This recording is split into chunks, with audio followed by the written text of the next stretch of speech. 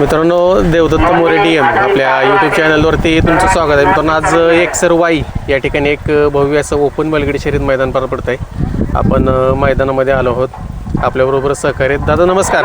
नमस्कार. परिचय द्या आपला आधी प्रेक्षकांना. माझा थ्रवाडगे एकसर वाई. कोणते नंदी घेऊन आले असते मी? सरपंच हां, आणि रफ्तार आणि येडा सुंदर.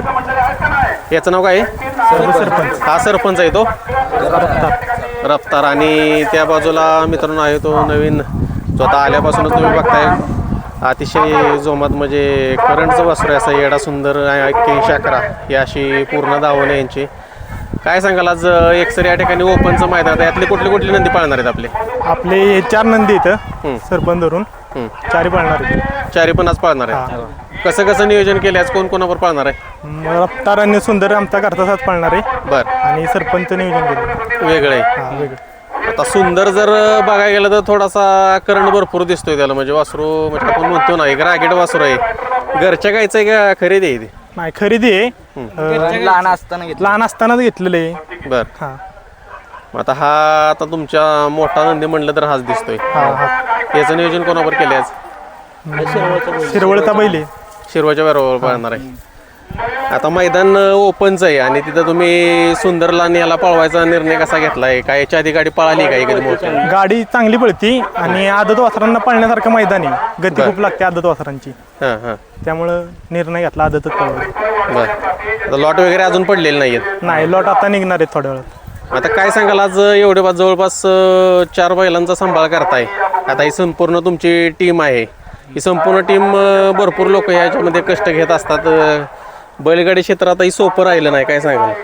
सोपं राहिलं नाही, पण काय नादा पुढं चालत नाही. काय नाद असल्यावर सगळं होतं. आता या 4 बैलांचं नियोजन वगैरे कोण करतं? पायऱ्याचं वगैरे नियोजन सगळी करतात. अख्खी ग्रुप आहे आमचा. हां.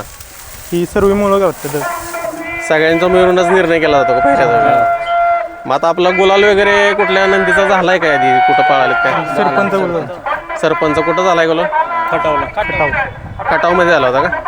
आता सरपंच बघायला गेलं तर तुमच्या धावणीचा म्हणजे म्हणतो ना आपण एक अनुभवी पट्ट्या म्हणायला लागला तर सरपंच.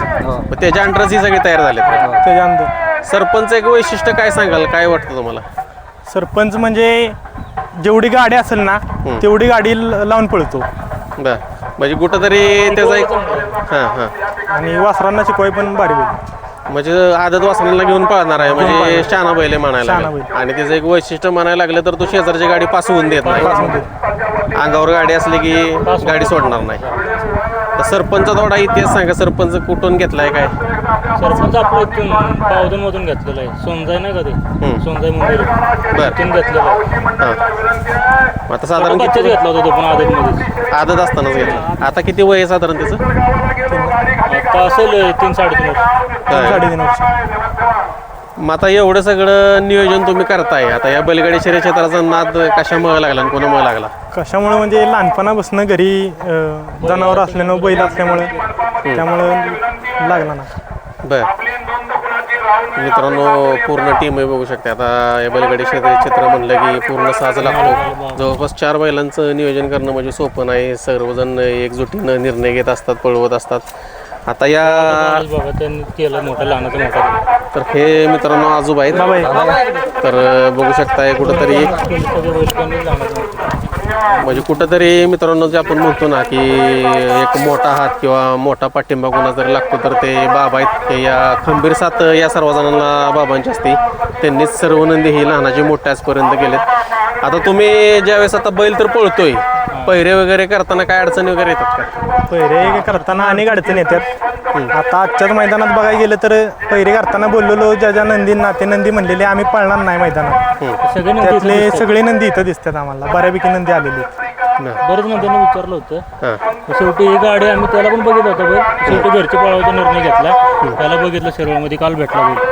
गावचं मैदान असून काल बैल भेटला. बरोबर. म्हणजे बैल पाळणार नाही म्हणणारे पण सगळे नंदी आज इथं पळायला आले. कुठंतरी काय सांगाल म्हणजे आता जे बैलगाडी क्षेत्र आता पूर्वीच होतं ते आता राहिलंय? पहिल्या पूर्वीसारखं काहीच नाही राहिलं आता. तर तुमच्या अपेक्षा काय आहेत? आता एवढे 4 नंदी पाळतायत. आता तो सुंदर एक म्हणजे माझ्या दृष्टिकोनातून तरी येणाऱ्या काळात तो तुमच्या दावणीचं नाव करणार, ते सुंदर करणार कुठंतरी त्याच्या हालचालीतनं दिसून येत आहे. कसं बघताय त्याचं भविष्य? भविष्य त्याचं चांगलंच बघतोय, कारण की त्याच्या मागं पण कष्ट खूप घेतलेले आहेत. आजारपणातनं त्याला आम्ही बरा गेला नाही. 1.5 वर्ष आजारात होता, लंपीत गावला. बरं. मरणाच्या दारातून त्याला परत आणलाय आम्ही. मित्रांनो, तो सुंदर समोर आहे, तुम्ही बघू शकता. आता किती वय त्याचं, भरपूर करंट आहे. लंपीसारख्या एवढ्या मोठ्या आजारावर मात करून तो पुन्हा एकदा या बैलगाडी शर्यत क्षेत्रामध्ये आपलं नाव करण्यासाठी सज्ज आहे, मालकाचं नाव करण्यासाठी सज्ज आहे. आणि तिथं कुठंतरी त्याचा सांभाळ त्या पद्धतीचा झाला, त्याची काळजी घेतली, त्यामुळे तो आज तुम्हाला पुन्हा एकदा त्या स्थितीमध्ये किंवा नाव करण्यासाठी सज्ज दिसतोय. किती अडचणी आल्या असतील ज्यावेळेस लंपीचा आजार झाला त्यावेळेस? अडचणी म्हणजे अडचणी तशा खूप येतात. संपूर्ण अंगातनं पूव येतो, रक्तपित्त येते, पूर्ण काळजी घ्यावी लागते त्याची. भरपूर काळजी घेतली. आज झोपायला रातभर त्याच्यापाशी होतो गोट्यात, काय नाही, भरपूर कष्ट घेतले. मग आता कसं असतं, प्रत्येकाला आता या बैलगाडी क्षेत्रामध्ये प्रत्येकाचा कुठला तरी मोठा आवडता नंदी असतो. असं तुम्हाला कुठली अपेक्षा आहे का तुमच्या ग्रुपला की आपला या बैल एकदा तरी या बैलाबरोबर पाळावा, असं तुमची कुठली इच्छा? त्याची इच्छा भरपूर नरांवर पाळण्याची. इच्छा म्हणजे आत्ताच चालू इच्छा होती, म्हणजे आपलं व्हायचं रायफल तो भेटणार होता मैदानाला बैल, पण ते दुर्दैवानं त्यांचं हे झालं, त्यामुळे ती आज इच्छा आता अपुरीच राहिली. मोठ्या मैदानाचा मोठा अवस्था मित्रांनो, रायफल 81-81. आपल्यामध्ये आता तो नाही आहे. त्या नंदीनं भरपूर नाव केलं आहे, 7 समुद्रापार त्यांचं संपूर्ण एरिया असो तिकडं मालकाचं नाव पोचवलं. त्याच्याबरोबर पाळण्याची इच्छा होती, परंतु ती अधुरी राहिली. नक्कीच कुठेतरी त्यांच्या धावण्याचा इतर नंदी असेल, सिकंदर आहे, कधीतरी त्याच्यावर तुम्हाला पळताना दिसेल. आता आजचाही मैदान मित्रांनो पार पडत आहे. आता जाता जाता काय सांगाल पायऱ्याविषयी वगैरे किंवा बैलगाडी क्षेत्रातील सामान्य बैलगाडी मालकाला तुम्ही काय आव्हान कराल? सामान्य बैलगाडी मालकाला असंच आव्हान आहे की दोन्ही पण आपली तयार करून पाळा. त्याच्या मागं पैसे देत बसू नका. काय नाही, हे आता बैलगाडी क्षेत्र नाही, पैशाचं साधन, पैसे कमवायचं साधन आहे म्हणून मोठी लोक बघायला लागलेत. गरिबांकडून वायदी घेऊन पोटं भरतात. तर मित्रांनो, एक सामान्य बैलगाडी मालकांची ही व्यथा आहे, बघू शकता. पायऱ्याला एवढ्या अडचणी येतात की म्हणजे कुठंतरी खोटेपणा भरपूर झाले आणि सगळा पैशाचा खेळ या बैलगाडी क्षेत्रात झाले असं त्यांचं मत आहे. ज्या बैलांना त्यांनी त्यांच्या पायऱ्यासाठी माहिती ते बैल देखील आज पळायले, परंतु आम्ही पळणार नाही असं सांगितलं गेलं. असा भरपूर याच्यामध्ये आता बैलगाडी क्षेत्रामध्ये उलटफेर चालू आहे. आणि ती कुठंतरी त्यांच्या आहे त्या नंदीनवरती किंवा घरच्या गाडीवरती विश्वास ठेवून या बैलगाडी क्षेत्रामध्ये आपलं नाव करतायत, पुढे जात आहेत. इथून पुढं पण असंच त्यांची सर्व नंदी पळत राहतील आणि त्यांचं नाव करतील ही तुम्हाला शुभेच्छा देतो. धन्यवाद. धन्यवाद.